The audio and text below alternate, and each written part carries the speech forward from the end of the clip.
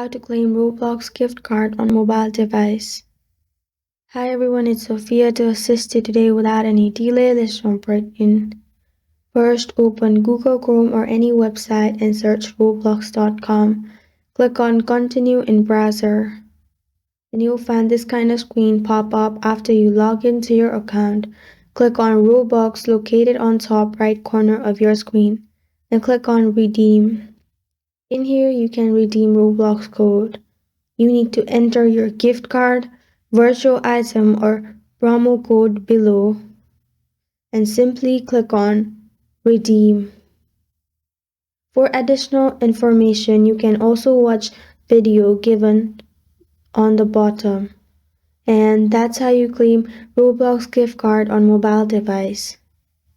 Thank you for joining me today. If this video helps you out, please leave a like and subscribe for more. Got a question or want to suggest a topic? Comment below. I'm Sophia signing off. Until next time.